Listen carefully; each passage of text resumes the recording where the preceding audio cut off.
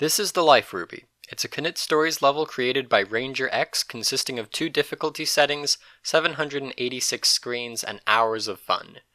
The speedrun of the Life Ruby takes only a few minutes, thanks to a glitch which allows us to get out of bounds. Let's take a look at the first instance in the level where we can perform this glitch.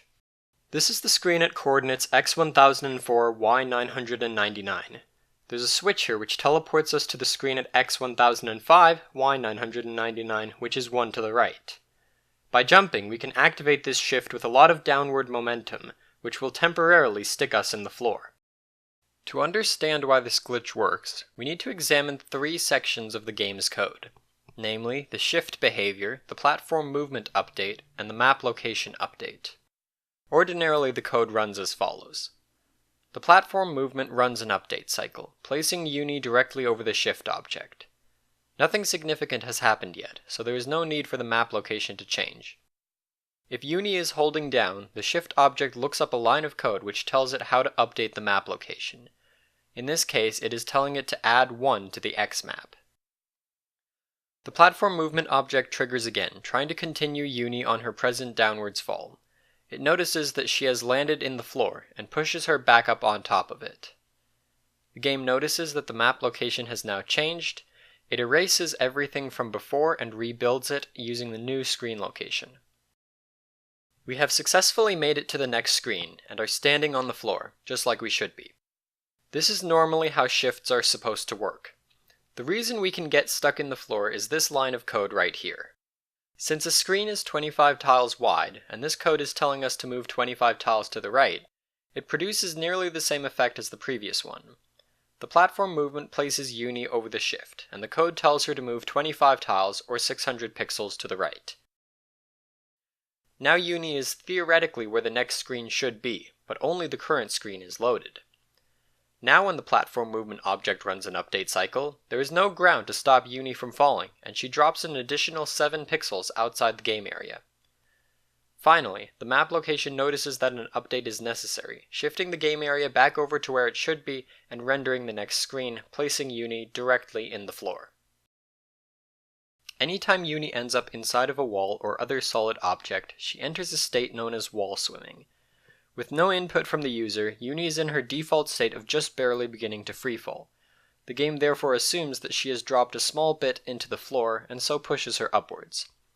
The faster the game thinks Uni is traveling, the more distance it will try to eject her from the wall. By holding the down key, the game assumes we are attempting a downward slide into the floor, and so gives us a bit more of an upwards boost. The effect is even faster when we attempt to climb upwards, which sends Uni down. Similarly, attempting to go left will push her right, and vice versa. If we had access to the climbing ability at this stage of the game, it would be a simple matter to take this wall swim out of bounds. Because we don't, however, we have to find another method to push us downwards. As it turns out, jumping also works to push us down, because the game thinks we jumped into a ceiling.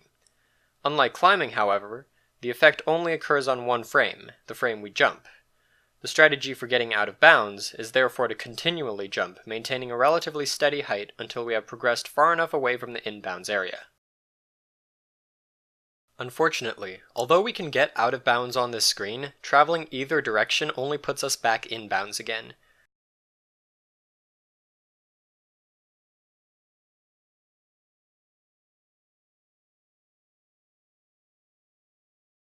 The next spot we can perform this out of bounds is the screen at x1003 by y1005. The Life Ruby is down here at x1000 y1027. Ideally, we want to get straight to the Life Ruby without having to collect any more keys or items.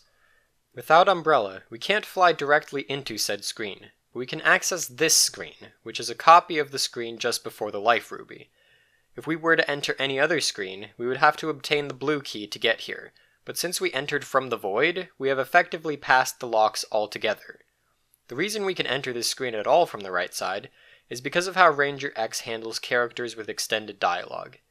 In fact, these 3 screens, including the one adjacent to the Life Ruby, are all identical, except for the differences in the dialogue box. When we talk to the Yuri, we are really just warping between these various screens. Additionally, there are warp objects set up on these screens, so that if we exit the right, the game will put us exactly where we are supposed to be. This is the fastest out of bounds to access, but we can do one other trick. By grabbing this book before we go to the out of bounds, the game shifts us from the map where all the ancient tables are encrypted to an identical version of the map where we can read them. The significant difference here is that in this version of the map, the warehouse laboratory section is stored on the right side of the level, and so it is accessible to us from the void. This section of the game also leads directly to the life ruby without needing to obtain any additional power-ups. All we have to do is get to this screen and walk off to the left. However, this is easier said than done. First of all, we can easily drop into this screen from above, but because we don't have climb, we aren't able to make it back in bounds. It is actually possible to use the rapid jumping technique to travel downward, but you have to be able to mash faster than 1 in every 4 frames, or about 13 times per second on a 50 Hz game.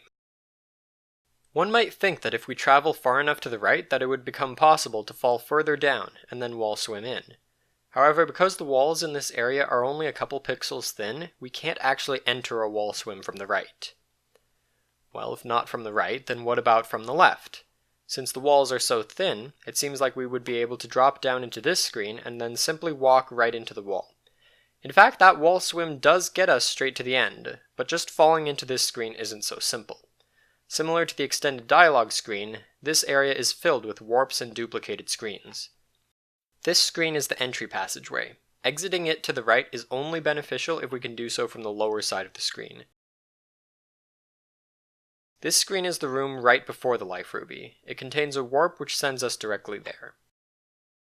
These two screens are identical copies of these two screens, depending on whether or not we have collected the protection suit. As such, walking off the left side of these two warps us back here. Finally, this screen is an identical copy of this screen, also varying on whether or not the protection suit has been collected. The resulting warp is the reason our aforementioned plan doesn't quite work out, but there is a way to get around it. The problem is only when we enter this screen from above. Entering from the left would in fact place us directly in the life ruby room. In fact, Don Dolly discovered a clever way to do this by using the same jumping tech as before to hold us down in the wall while we cross the screen transition. It is then a simple matter of jumping through the void to enter the screen from the correct side. The method I discovered is slightly more complicated. When we are in this position, the game will push us up out of the wall into the screen above, where we will then fall and end up back in the wall, creating an endless loop of 1 frame in, 1 frame out. We can hold the left arrow to slowly travel left. Because of this effect, when we finally do enter the next screen, we will do so on the same frame that we fall downward, meaning that we completely skip both warps altogether. Then we re-enter the wall and grab the life ruby. Because there are so many warps in this section, there are a number of other ways to make it to the end. Here are all the ones I could find.